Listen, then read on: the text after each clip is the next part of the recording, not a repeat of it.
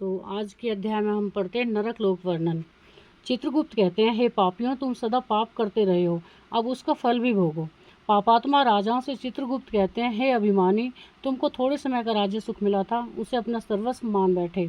अपने सुख को मुख्य रखकर अन्याय पर तुल गए, प्रजा को बड़े बड़े कष्ट पहुंचाते अनुचित शासन करते रहे, अब उसका फल पाओ। उस समय उनके पाप रूप मैल को छुड़ाने के लिए धर्मराज यमदूतों को आज्ञा देते हैं, चंड एवं महाचंड, तुम दोनों इन पापी राजाओं को बलपूर्वक पकड़कर अग्निकुंड में फेंक दो, जिससे कि इनके पापों का मैल जल जाए। इतना सुनते यमदूत राजाओं को उठाकर राजाओं चारों ओर फिराकर गरम गरम भट्टियों में फेंक देते हैं और ऊपर से वज्र प्रहार करते हैं। तो उनके कानों से रुधिर टपकता है, मतलब खून टपकता है।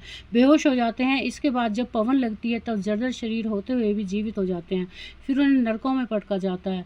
वे नरक इस पृथ्वी के नीचे 7 पर्दों के भी नीचे अत्यंत अंधकार में है। वह नरक कोटि हैं, 28 कोटि हैं, जिनमें एक घोरा कोटि, सुघेरा कोटि, अति घोरा, महाघोरा, चौर रूपा, तला, मयानका, कालरात्रि, भयोत्रा, चंडा, महाचंडा, चंड, कोलाहला, प्रचंड, चंड नायका, पद्या, पद्यावती, भीता, भीमा, भीषण नायका, कराला, विकराला, वज्रा, त्रिकोण, पंचकोश, सुदीर्घ, अखिलार्दित, सम, भीम, सब लाभ, उग्र, दीप्ता प्राय। इस प्रकार से पापात्माओं को यातना पहुंचाने के लिए 28 नरक कोटि कही गई हैं। यही 100 रौरव एवं 40 महानरक कहे गए हैं, जिसे हम कहते हैं कि हमें क्या पता भी हमने क्या पाप किया है। अरे पापों को जानो, पाप पुण्य को जानो कि पाप होता क्या है और पुण्य क्या होता है।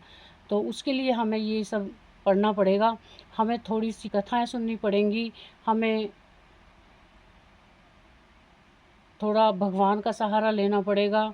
और कथाओं से हम जानते हैं कि हमारे पाप और पुण्य क्या हैं, तो उससे हमें क्या क्या गति मिलती है, क्या क्या हमें यातनाएं झेलनी पड़ती हैं, तो कैसे हमें भगवान मिलते हैं, ये सब हमारे लिए बहुत ज़रूरी है। तो इसके लिए जहाँ भी सत्संग हो रहा हो वहाँ ज़रूर जाएं, या जहाँ भी ये पुराण वगैरह पढ़े जा रहे हो वहाँ ज़रूर जाएं। तो तभी हमें पता चलेगा कि हम नरक में जाएंगे या स्वर्ग में जाएंगे। देखिए, नरक स्वर्ग बोलते हैं कि यही है, ये सब कहने की बातें हैं। नरक नरक ही है और स्वर्ग स्वर्ग ही है। तो इन सबको जानिए और अच्छे कर्म कीजिए। तो आगे का अध्याय हम बाद में अगले वीडियो में डालेंगे, तो थोड़ा लंबा हो जाता है वीडियो। तब तक के लिए जय श्री राम, हर हर महादेव।